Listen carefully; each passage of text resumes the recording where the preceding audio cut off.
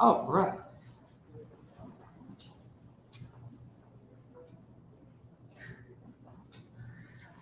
So thanks for coming to the session today. It's an honor to be here. I really enjoy visiting Salt Lake. My first time that I visited Salt Lake was, gosh, I think it was like around 2010. I worked with the headquarters of at the church with one of the very early proof of concepts for SharePoint. They were trying to decide if they could, if it would meet their needs to deploy around the world, et cetera, or if it was only going to be at the department level. And I just really got hooked on Salt Lake. I spent the summer here, and it was an honor that they invited me, so I was working in the headquarters area downtown. And I like to snowboard. I grew up in Vermont, so that was like another natural attraction to Salt Lake City. And you know what I just noticed? Give me a second here.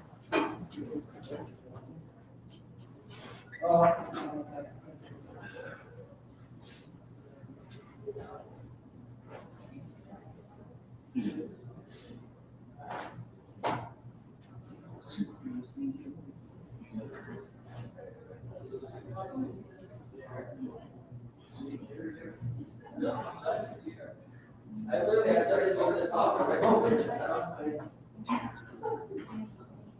I thought it looked a little bare up there. That's just HD.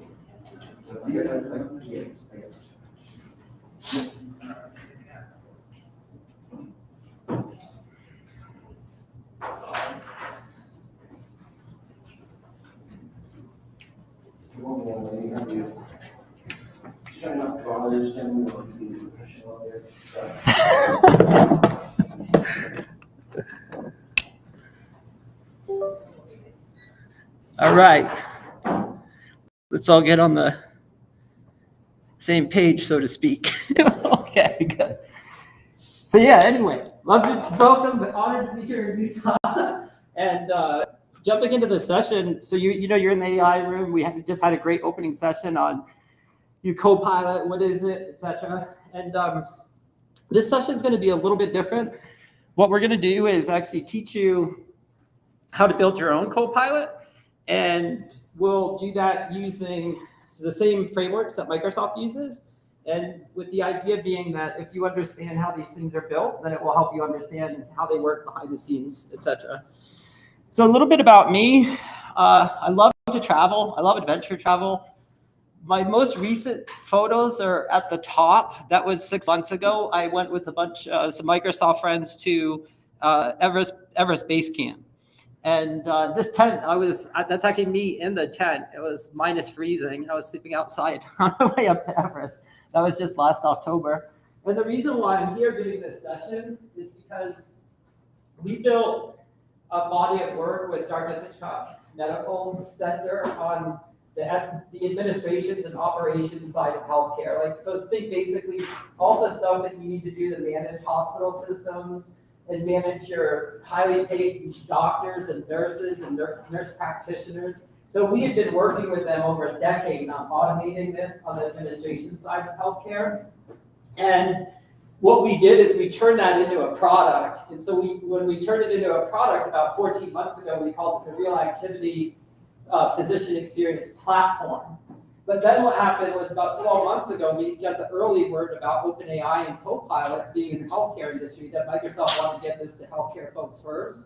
And so we made a strategic decision about 12 months ago to basically take all this new OpenAI and Copilot stuff and put it right on top of that 10-year body of work. And that's how the Physician Experience Copilot was born, if you will. And so that's why I'm here. I'm basically my session is loosely based on that concept. Like, why would you want to build your own Copilot? What are the examples of that, etc.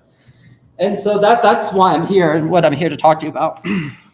And so the agenda, we'll just do a quick rundown of what is generative AI, and then talk about how do we build stuff, and then code, samples, and next steps. So the first thing we should do is just define modern AI and intelligent apps. And for all the old SharePoint people in the room, I really apologize for the term modern. It's a funny joke for some of us, and it's been around for a long time. but I really couldn't help but use it here because in my mind, that phrase really captures sort of perfectly where we're at today with AI.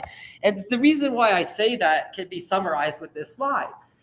Where I personally, my message to people where I think we're at, and as a matter of fact, I've been betting a lot of money on this, my own, funding our company, et cetera, is that we're in this new age of modern and intelligent apps, which is where we're essentially taking the old stuff.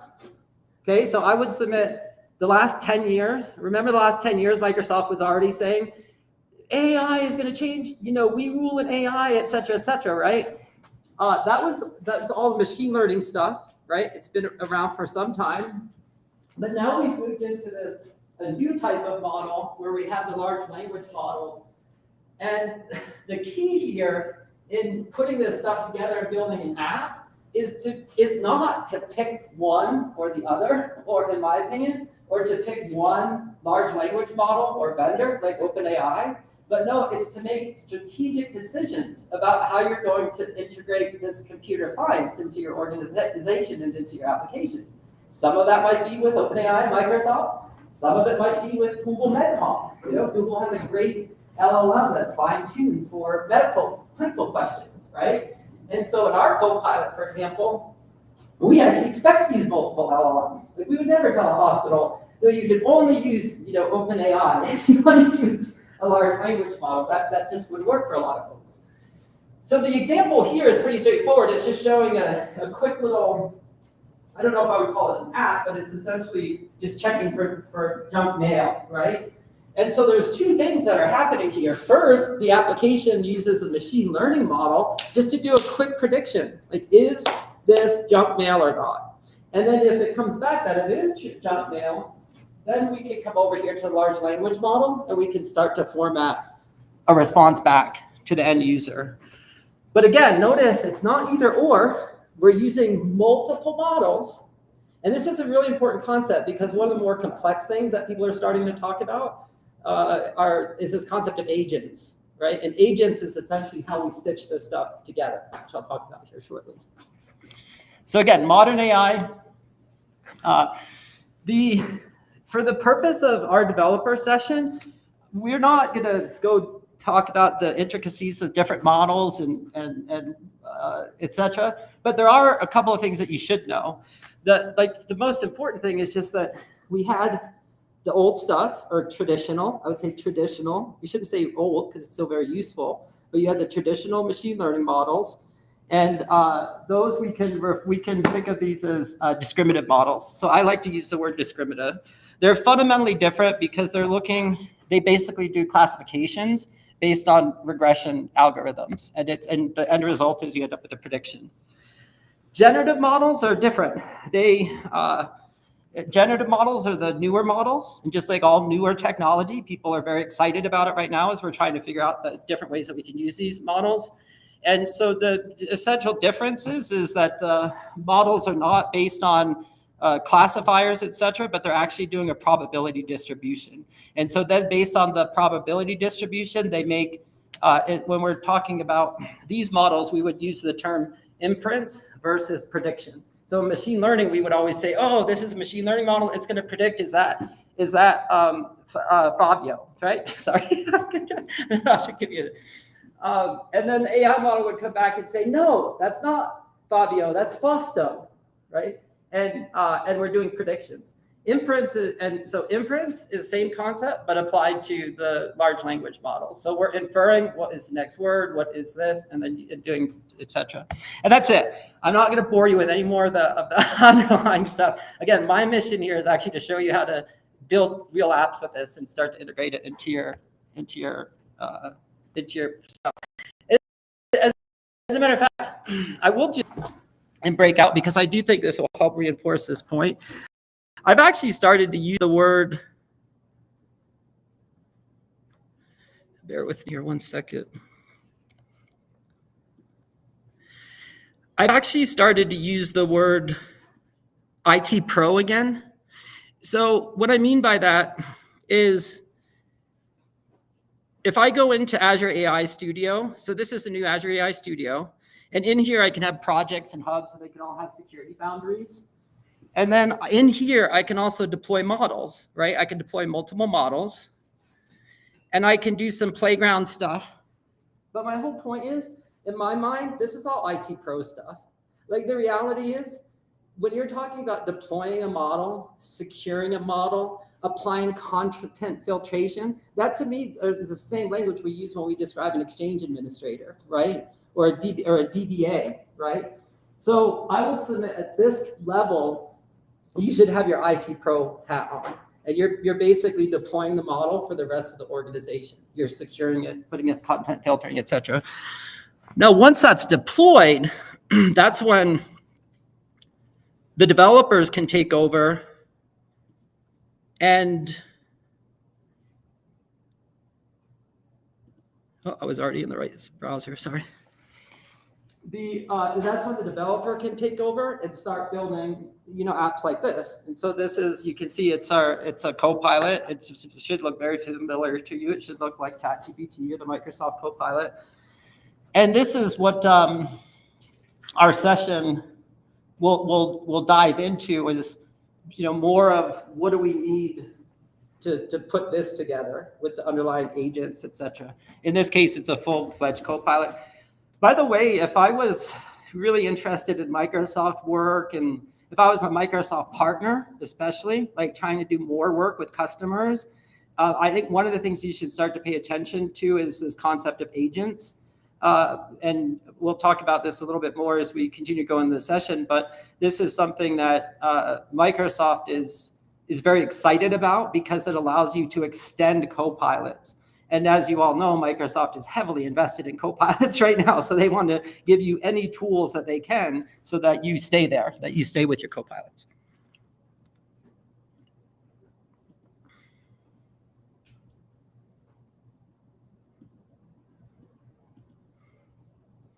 Okay. So now let's dive into this a little bit more. And by the way, I have a GitHub repo that has all these PowerPoint slides and all these demos and everything, and I'll share that with you after the class. So you don't have to take pictures. You'll have literally everything that's here on the presentation. So this is what it looks like when we put it all together. If we were to look at the different pieces that we need to build one of these intelligent apps or modern AI. And by the way, it's not only intelligent apps, but infusing this into your organization. And so at the bottom, of course, we have the foundation models. On top of the foundation models, we have this concept of flow or orchestration. And then at the top, you see we have state and we have side effects. And then over here, this represents user experience. Now, when you first look at this, it's like, I'm sure it looks like a little confusing and all that, but it's just because it's new, right? So now forget the words that are up there. I'm going to describe this slide in a completely different way. And I think it's going to make a lot more sense to you, okay? So again, this is how we do modern AI apps. But let's not forget, we've already been building apps, distributed apps for the cloud for a long time, right? And what does that look like? Well, we have the backend, which is our data tier, right? And so we use things like SQL Server today, and we store data.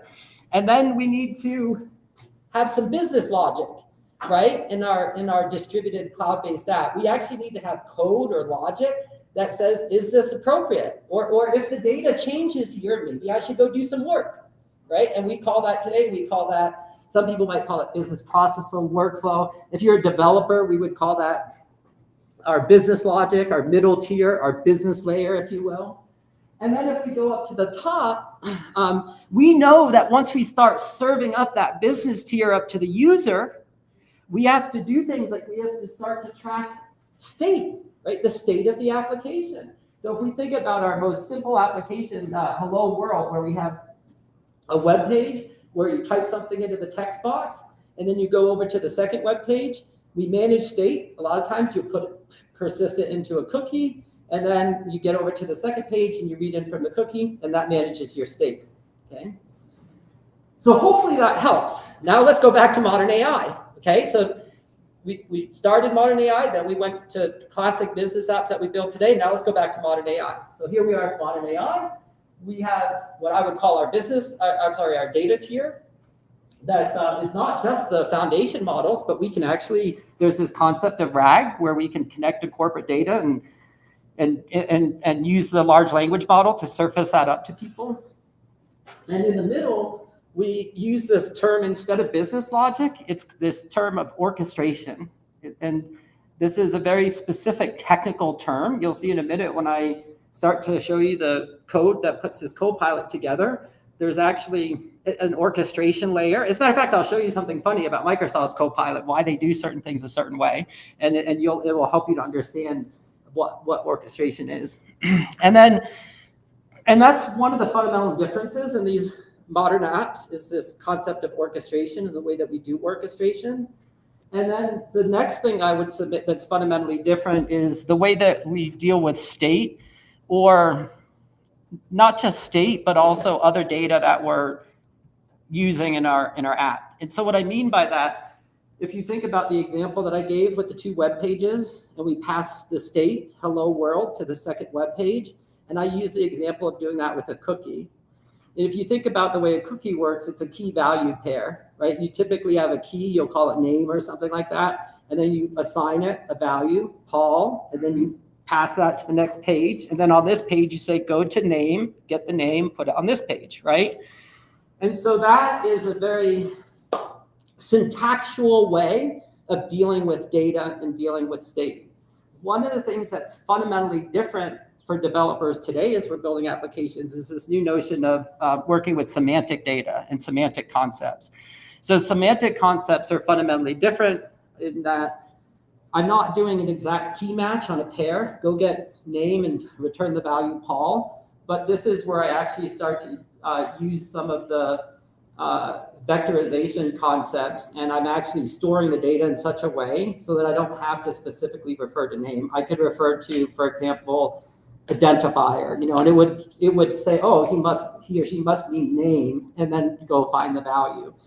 And that same concept, this idea of creating embeddings and using vectors to compress and represent massive amounts of data is really at the heart of what's making all this work, right? So for example, if you look at right now, Llama, yesterday, Meta, they just released their 3 billion parameter network model, and I think the 40 billion parameter model. They actually have a 400 billion parameter model, but it's still training because it's just so large. So they couldn't release that with the other 2 they released yesterday.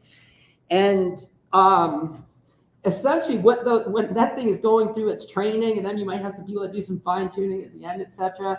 And then you deploy it, we start using it in our business. But at the end of the day, it's the vector representation of the data and the math behind that that's sort of making this work. And that's just a key differentiator between how we used to build apps and how we build them today. The good news is there are frameworks. So this is now Microsoft. So now we're jumping into Microsoft specific stuff. And this is how we build our Copilot too. We love semantic-kernel, we love OpenAI, we love Microsoft. And so now we can put some names to this, right? So on the data tier, we have the foundation models. And then at the top, we still have state and memories. But you see in the middle, we have this thing called semantic-kernel.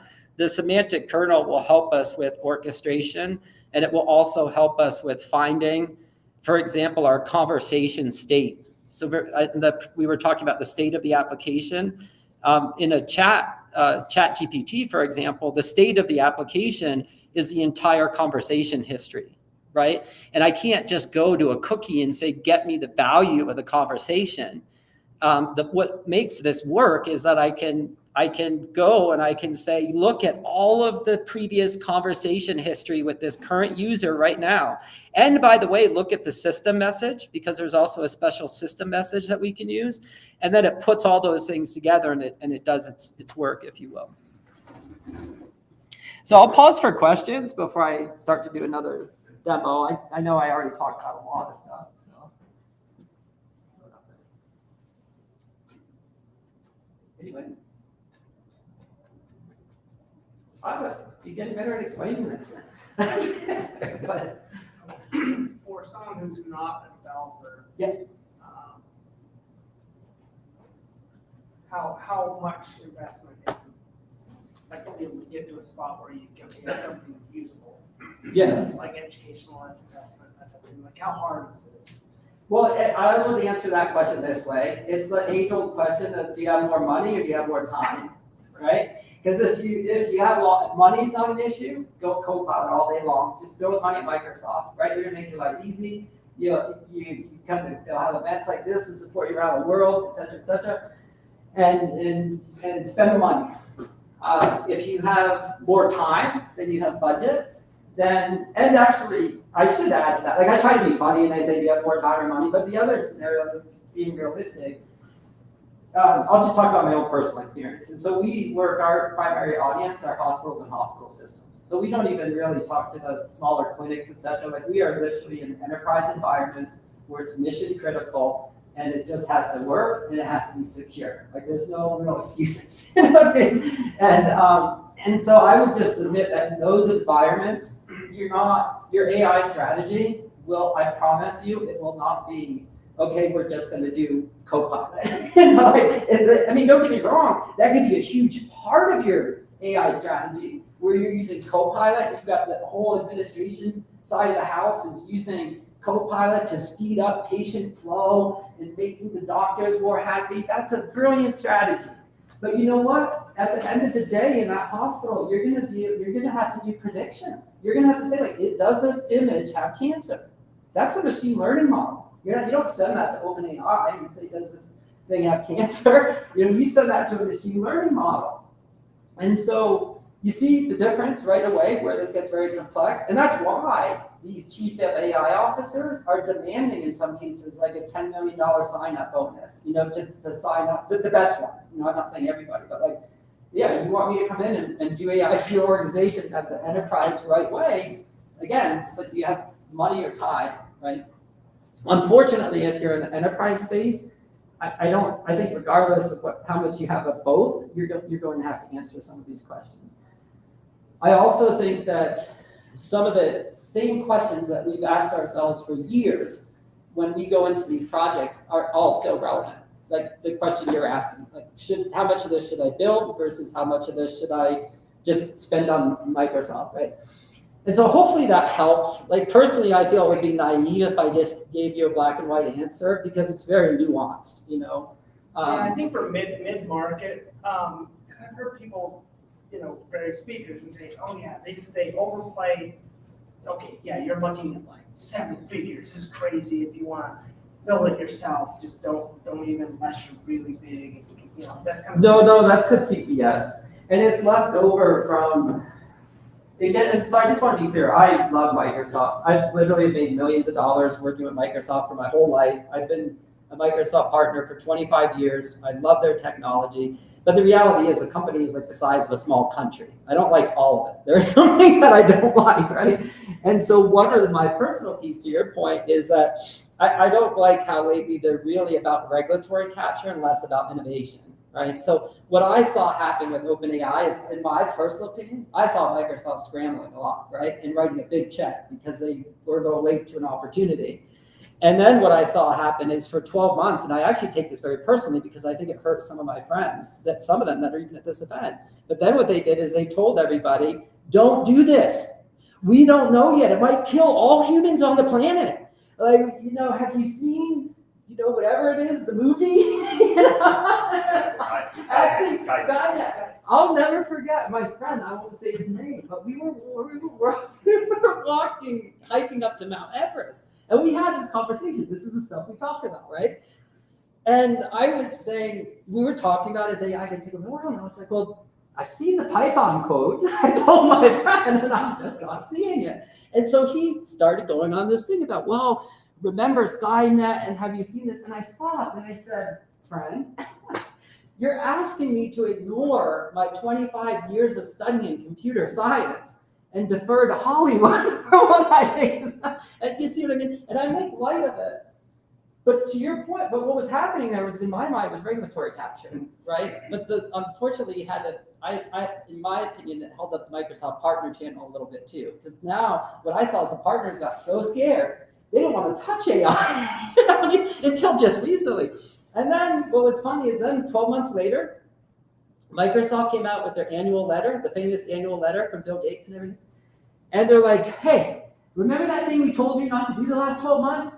Well, we've been doing it nonstop the last 12 months, and now we're an AI company. We got this thing called Copilot, right? And then, so as part of that stage, that's when they started telling everybody, oh, you need to work with us because it's going to cost you $6 billion if you want to do your own large language model. So then what happened that was brilliant, that got us where we are. Like if you would have told me I would be saying this 18 months ago, I would have laughed. But Mark Zuckerberg sort of saved the day because they came out and they went open source with Llama. Of course, they didn't really have a choice. Microsoft just wrote a big check for OpenAI. Google had their stuff. You know, all the big players are scrambling. I actually think it was a brilliant choice they made when they went open source. And quite frankly, that brought the power of open source to modern AI and got us to where we are today. It wasn't Microsoft. It was not Google that got us to where we are today. Microsoft has done some amazing things with their Copilot, what they've done from an engineering perspective. But the reality is the things that Microsoft and Google and Amazon were telling us would take 5 or 6 years, the open source community solved in less than 12 months. And that's why I can stand up here now and give this session and talk about things like Hugging Face, about the new model that Meta just released. Yeah, by the way, these are all fully supported by Microsoft.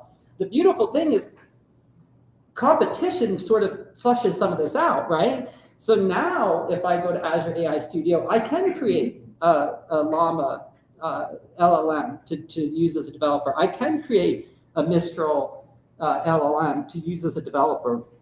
I can use models from Hugging Face. But I would submit that's not the path that we were heading down 12 months ago. You know, that, in my personal opinion, and I have some pretty strong feelings about that, that was the open source community that got us past a lot.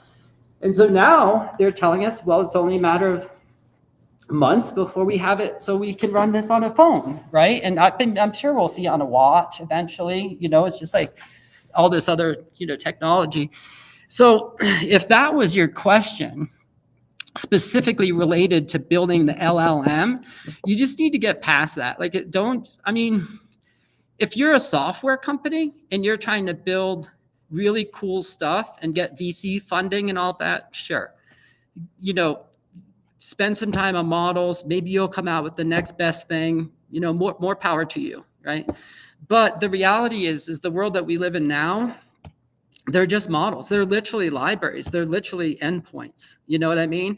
And that's another pet peeve I have. Is like the presentations about AI that start with the first slide and it's a picture of a brain and talks about the neural network and all that. And don't get me wrong, it's not, sure, that's really cool. And it's really fascinating how these people got to this point with this amazing computer science, right? But at the end of the day, it really is just code and libraries, and we can reference them as developers, and that's actually what I'll segment into now for this. Actually, just one more thing. This is a great example on GitHub. And again, these links they'll all be in the repo that you have access to.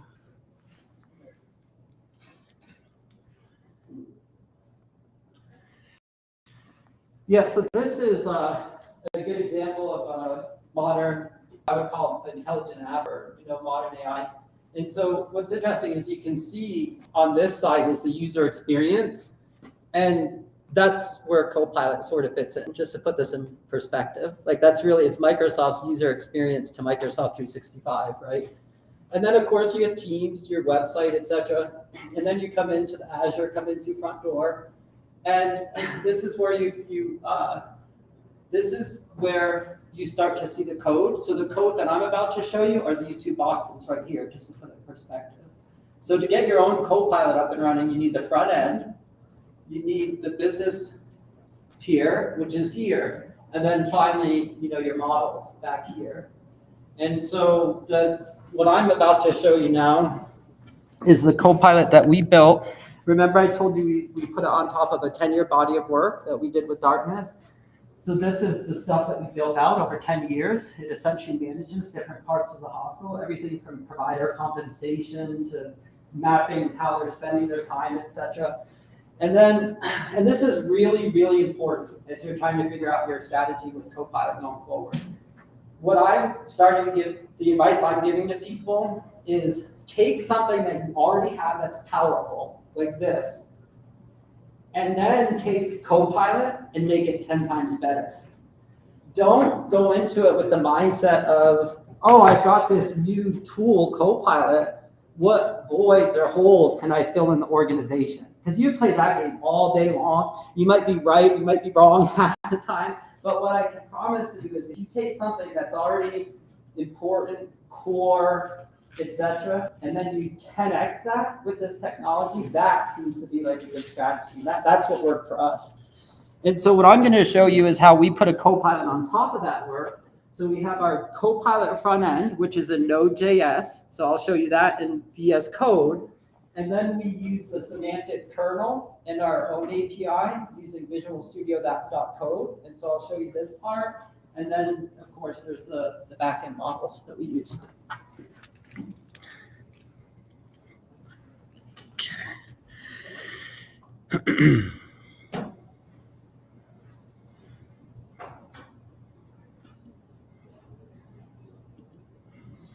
So I think I've already showed you this part, and I'll just do a quick refresh so you can see there's no smoke and mirrors. And then I actually put some breakpoints in my Visual Studio so that it would allow us to do a quick little demo and step through the code, if you will. And so on that page, you saw me refresh that Copilot. So again, that's a Node.js app. I'll show you that part in just a moment. And what that forced to happen is it forced the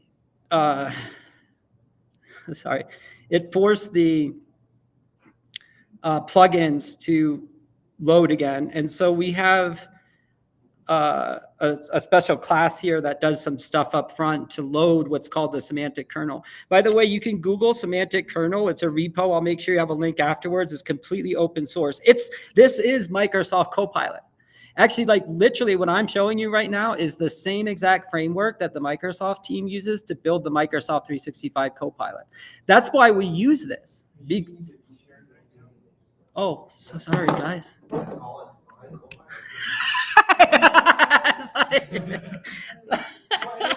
That was pretty good, Brian.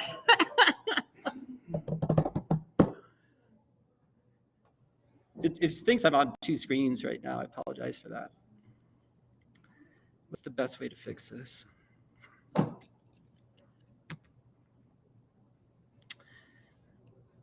Gosh, folks, I apologize. It's under the screen right now. Yeah, but it's not showing the right window. And I lost my mouse. Yeah, the duplicate mouse is on the view screen, so it's on your second screen. Oh, thanks. There it is. It came back. Thank you.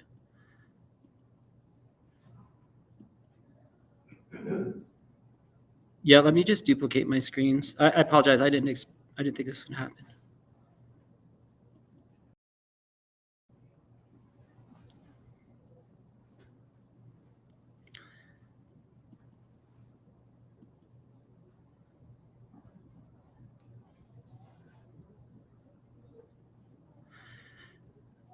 Okay, sorry about that. So here we are.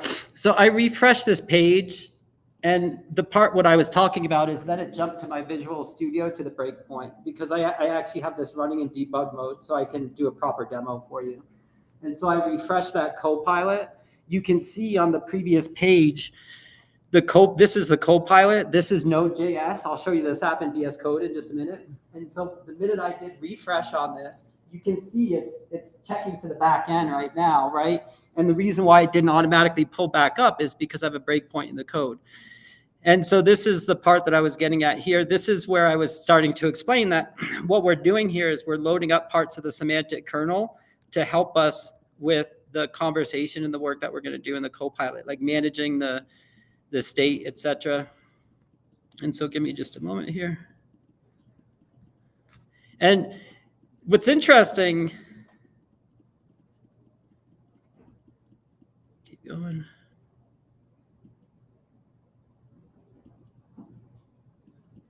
Okay. Let's get rid of the breakpoint.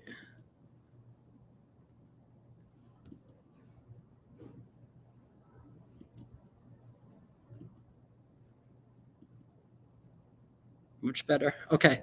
So then it stepped through the code and came back to the app, right? This is just standard debugging. I'd call me crazy. You're not supposed to do this during the demo, but it's a developer session. What's really cool is, so it refreshed and notice it remembered the state of the application. So when I was showing you the PowerPoint slides, I described that in these new modern apps, we need to recall the entire conversation state so that we can, it just gives us better context, right, about what's happening with the client. And as a matter of fact, you'll even hear that word, context. You'll hear people talk about the context window. The context window it's essentially how much data can you send through the prompt to your large language model. So that's one of the ways that these vendors are trying to improve their large language models, if you will. And so now what I can do is I can go ahead and start to play with this a little bit. And what I'm going to do is, just because the time's going by quickly, I'm actually just going to jump right into some of the super advanced stuff, if you don't mind. But so what I'm going to do is I'm going to go ahead and ask it a business question. And what I'm about to show you is how you can connect this to SQL Server too, which, by the way, I think it's a pretty cool demo, because what you'll see right now is a lot of people are doing the, connect it to semantic index, load up some Word documents and do a search. But I can tell you it's a lot more challenging and a lot more problems to solve when you start talking to structured data in the SQL Server. And so and by the way, this will ties into the funny part I was going to tell you about Microsoft Copilot, Microsoft 365. And so what I mean by that is one of the ways this is fundamentally different is when I type in this question, get the relative value units or RVUs for James Young. Remember how I was telling you about this concept of orchestration? Well, what happens is the orchestrator is going to look at this prompt, and then what it does is it does a quick search of all the registered plugins or functions, just think of them as functions, all the registered functions that I have, until it finds one that matches relative value units, and then it makes some assumptions that that's the right one, and it calls it, and it comes back. Now, unfortunately, though, if I misphrase this a little bit, it might not trigger the function. So now, how many people here have used Microsoft 365 Copilot? Okay, so when you're in PowerPoint, for example, and it's got that little drop down, and you click on it, and it tells you what the prompt should be, right? That's exactly why. Because again, they're building their Copilot on the same exact framework that I'm showing you now. And that's why sometimes if you don't select that perfect thing, like create a new slide on this topic, it'll hiccup, right? Or it'll get confused. And that's Microsoft in the background doing some quick, hey, did we call the right function? Did we do this, right? And then what happens? You get to that final moment where it goes down to the status bar and it says finishing up or something, right? And I don't know if you're like me, but that's when you're like, yes, it's going to work. Right? because if it doesn't get to that point, then something's failed. But what's interesting about that is what's happening is what they're doing is once they have the conversation with the large language model, then they actually make function calls out to the API for PowerPoint to create that slide. You see how that's happening behind the scenes? So that's the same exact thing that you can build into your Copilot. As a matter of fact, that's exactly what we've done here. And so let's look at what that looks like. So if I go into Visual Studio, this is one of the extensions that we use to demo. And so we've got a singleton. You can see it here. This is where the description for the functions come into play. This is where we set up the database stuff. And then this is the actual function right here. And notice this, see this here, the summary, where it says, get the name, department, and job title of the first doctor entry found with blah, blah, blah. That's the data that the Copilot's going to look at to figure out what function it should trigger, okay? That whole process that I just described to you, that's orchestration. That's the business logic part of your AI modern app, if you will. Yes? Do you see that getting more resilient going forward more? It's where Yeah. it's not like exactly the right. Yeah, 100%. Yeah. I like to remind people that the modern AI is the worst it will ever be. Yeah. And then some people will come back and say, "Are you sure, Paul?" Going back to the movie or whatever it's called. But no, absolutely. And as a matter of fact, that's one of the primary ways that I spend my time with my technical team lately is figuring out what really works today, what are good workarounds for what doesn't work, and then just keeping an eye forward on the technology. And by the way, it's not a Microsoft thing. There's something called LangChain, which is open source, and that's basically, or it's another product that does not product, framework. These are frameworks. It does something very similar. Again, all open source. Microsoft supports LangChain. LangChain supports Microsoft. They all play together. But that might help some other people in the room internalize what this is doing. So if you're familiar with LangChain and orchestration with LangChain, then this is Microsoft's way of doing it in semantic-kernel. If you don't know what LangChain is, now you do. It's basically another implementation, an open source implementation. Well, this is open source too. Another open source implementation of orchestration for modern AI. Cool.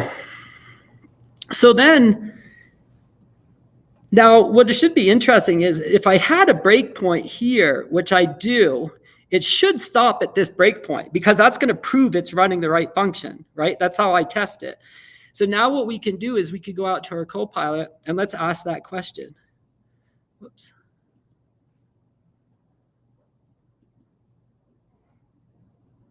Boom, see there.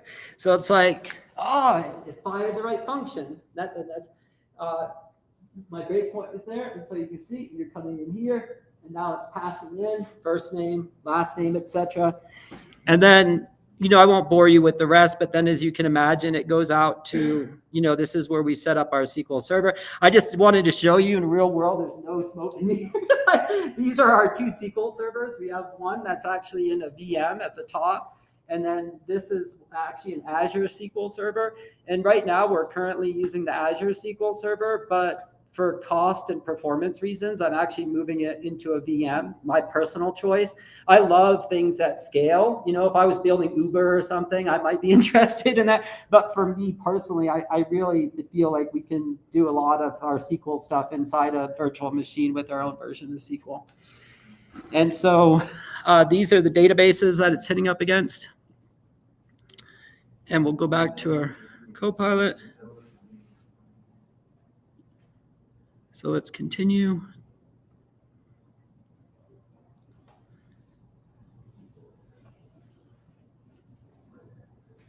And then it should come back with some data eventually. Hopefully it does. But if not, you can see, hopefully you get the point on how this will work. Sometimes when I'm in debug mode, though, it gets a little confused. Let me just show one more quick thing.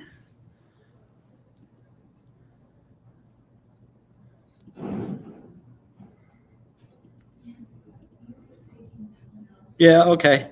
I'll go ahead and refresh it, but I'm not going to worry about it. I want to show you this. So this is the Node.js app. So this is actually the code for the front end, the Copilot. And if I go into source, you can see the different components, and you can see that it's just that. The client side to this is actually not that intelligent.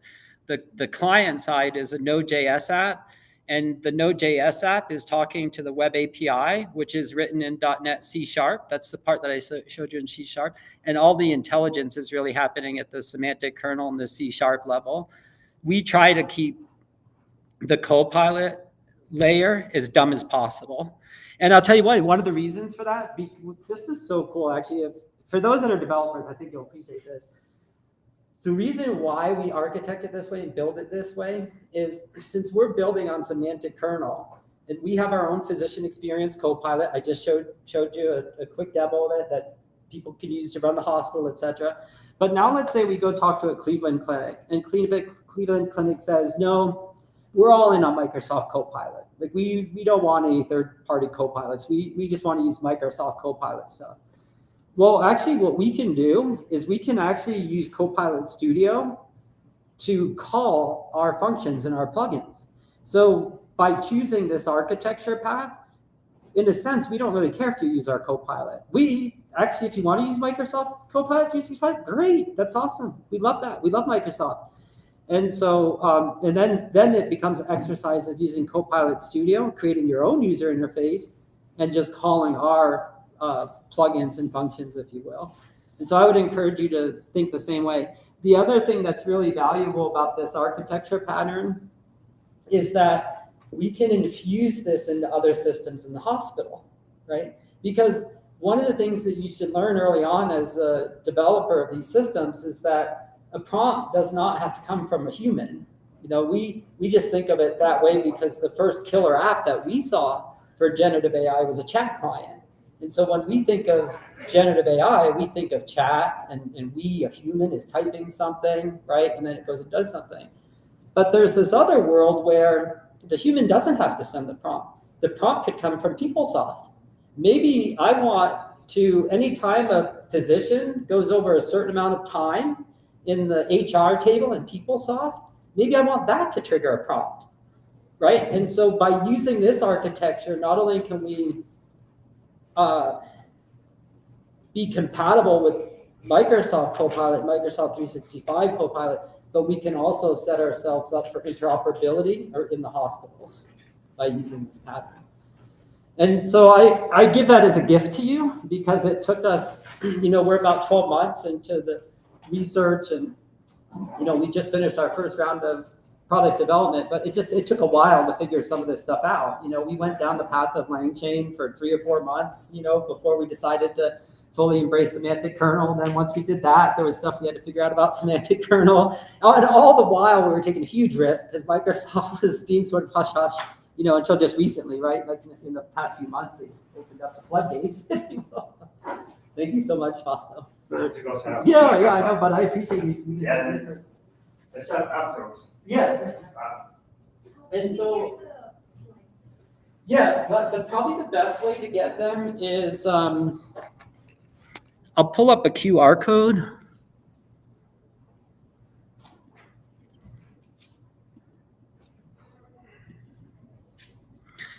So that's my LinkedIn.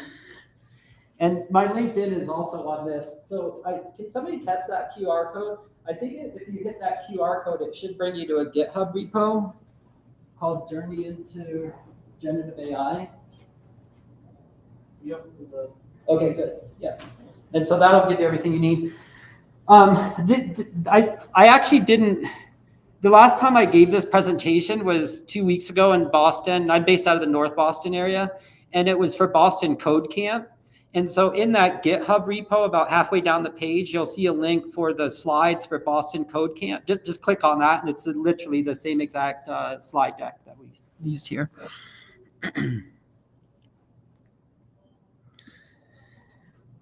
And then we're running a little bit short on time. And so what I'm going to do is just throw out a couple of maybe a little bit more advanced topics that you should think about as you're building this. And I'll leave a couple minutes for questions. So this first thing is tokenization. So basically tokenization is, it's really everything. As a matter of fact, some people would say that the number one job of the GPUs now is to just spit out tokens as fast as they can, you know, realistically.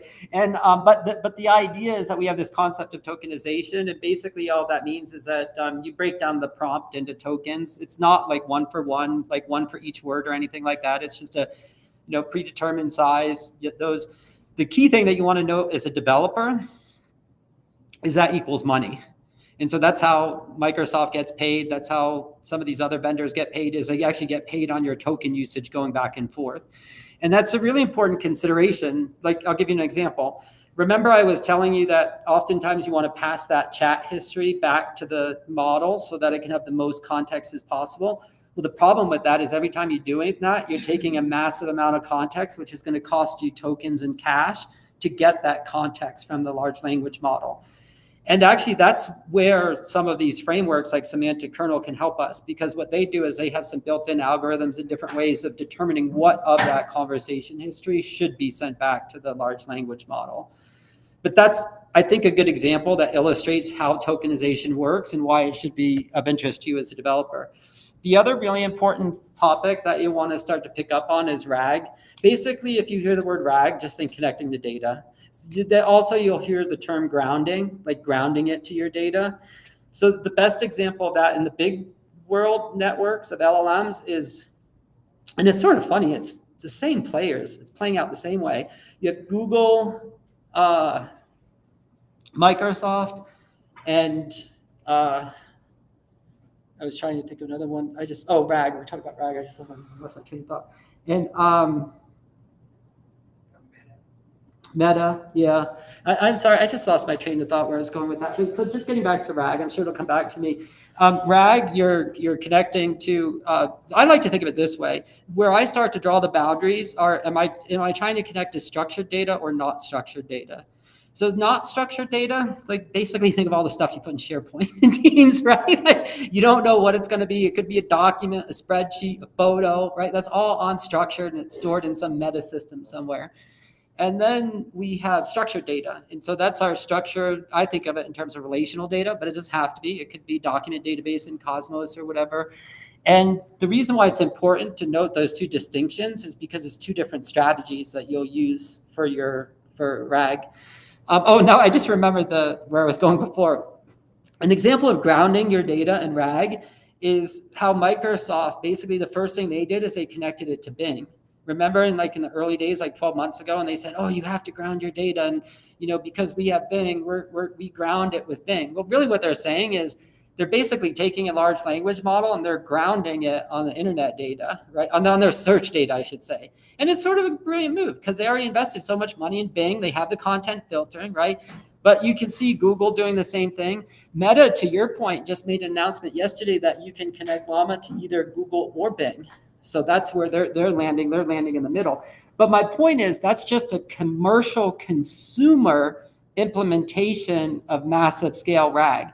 And the RAG here is your huge content indexes that are the internet. In my example that I gave you, my data set, maybe it's going to be a PeopleSoft data set of doctor information. Maybe it's going to be some financial stuff out of the electronic health record that I can figure out how these doctors should get paid, for example, right? Maybe I will do an unstructured query to blob storage where I have 1 million contracts for the hospital system, the same contracts that manage the providers pay, the vendors pay, et cetera, right? But those are going to be two different patterns. One is going to be set up for structured data and the other is going to be set up for documents and unstructured data. And the technique is different. And we can go down this road, but essentially this is where you'll start to hear people talk about vector representations and vector databases. Really, it's just a fancy way of saying you're going to, like Azure AI Search is probably the best example to use for this, is Azure AI Search. Again, do you have more money or time, right? So if you have money, you can pay Microsoft and you can use Azure AI Search and it will do all this stuff behind the scenes for you. If you have money and you buy Microsoft 365 Copilot, they've already created a semantic index based on all of your corporate data and graph. That's what the semantic index is. And so you can just use that index. If you're a small startup that's using open source, you might go get a Pinecone database that's open source that you can use for free. And you may do your own chunking and embedding and putting it into this open source database. It just depends on your use case. And so then you can talk about vector-based retrieval. It's just, how do you find it? It's a search query. That's all it means. And then a little bit more on semantic kernel. And then if I had to wrap up with one thing, it would be agents. And so agents you can think of as the orchestration piece. But it can get a little more complex. Like imagine if I have multiple pieces of code, multiple Visual Studio projects that equate to multiple APIs doing different things in the organization. I can use agents to not only go across my own internal applications and code base, but also to the outside world and other systems as well. And then you orchestrate that all together and return something meaningful to the user. And I would submit orchestration, that really is it. Like if you feel like even so comfortable with what I just described to you, that's about as complicated as it. Thanks a lot, Brian. That's about as complicated as it gets for You know, for like if you actually wanted to go out and build your own Copilot, those would be the skills that you would need.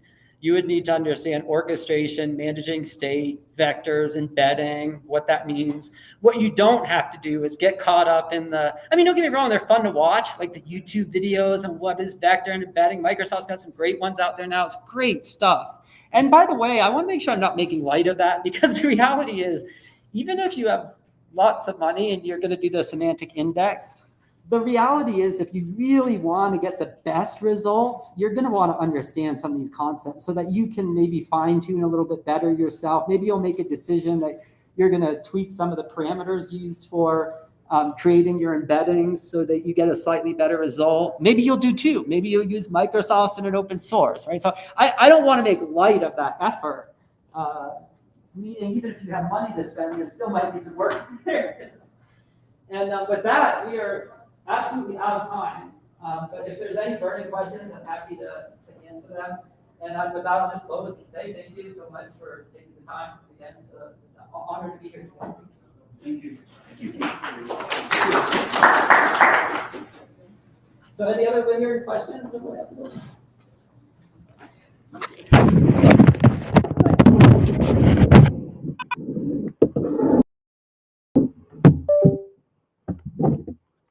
I think it's safe to say that